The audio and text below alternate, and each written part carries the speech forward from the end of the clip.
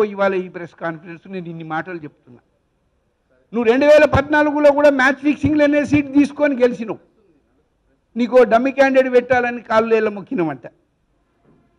ఆ రోజు కూడా నీకు నీ కారులో 3 కోట్ల రూపాయలు దొరికినాయి. 3 కోట్ల రూపాయలు ఇక 10 3 నాకు తెలిసింది 3 కాలిపోయినాయి ఆ నోట్లని.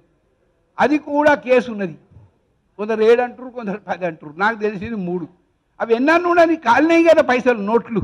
ఆ కేసు పెండింగ్ ఉన్నది. ఇవన్నిటికీ భయపడి నువ్వు కాంగ్రెస్ పార్టీని బలి చేస్తావా?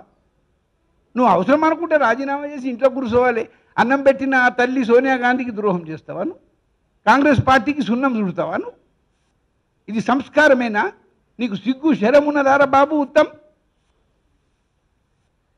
ఇన్ని రోజులు తిడుతుండే ఆయన పాపం కేసీఆర్, సిగ్గు లేనోడు, శరం లేనోడు, వీడు గడ్డం తీసుకుంటా అంటే పార్టీ అధికారంలోకి వస్తుందా, ఈయనకి దిమాగలే లేదు, ఈయనకి గుట్నేమే వేసుకో అఖల్ అన్నాడు.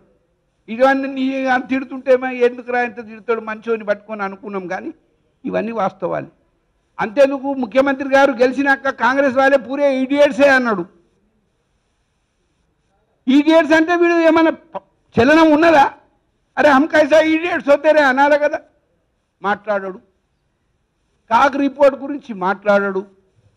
గవర్నమెంట్ను తప్పు పట్టిందట కాగ్, అది మాట్లాడాడు. బ్యాక్వర్డ్ క్లాసెస్ రిజర్వేషన్స్ తగ్గించిండ్రు అంటే దాని మీద ఒక ఉద్యమం పిలిపియాలి. కాంగ్రెస్ పార్టీ శ్రేణులంతా ఇవ్వాలా కోమాలకు వెళ్ళిపోయినరు. అధికారం వస్తుంది అనుకుంటే ఏం పాయ కదరా, మన బతుకులెట్లరా అని మేము ఆలోచిస్తున్నాం. అట్లాంటిది మరి బ్యాక్వర్డ్ క్లాసెస్ రిజర్వేషన్స్ తీసేసిరంటే ఉద్యమం లేదు, నీకు చెల్లమే లేదు.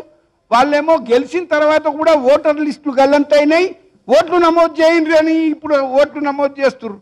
నువ్వేం చేస్తున్నావు రా గాంధీ భవన్లో కూర్చొని రెవెన్యూ మీటింగ్లు పెట్టి డిస్టిక్ ప్రెసిడెంట్లు ఇస్తా ఏమి ఇస్తావు అన్నది మాట్లాడతావా? ఇంకేం పదవులు కావాలి? సమైక్యాంధ్రలో కూడా పిసిసి ప్రెసిడెంట్లు ఉంటుంది, పెద్ద పెద్దోళ్ళు చేసిండ్రు. కానీ ఎవరు కూడా ఇంతమంది సెక్రటరీలను వేయలే, ఇంతమంది జనరల్ సెక్రటరీలను వేయలే. 300 మంది సెక్రటరీలను వేసిండ్రంట. 5 తీసుకొని 10 తీసుకొని ఎవడు కనబడతాడు? 10 లక్షలు ఇవ్వగానే ఒక సెక్రటరీ, 25 లక్షలు ఇవ్వగానే ఒక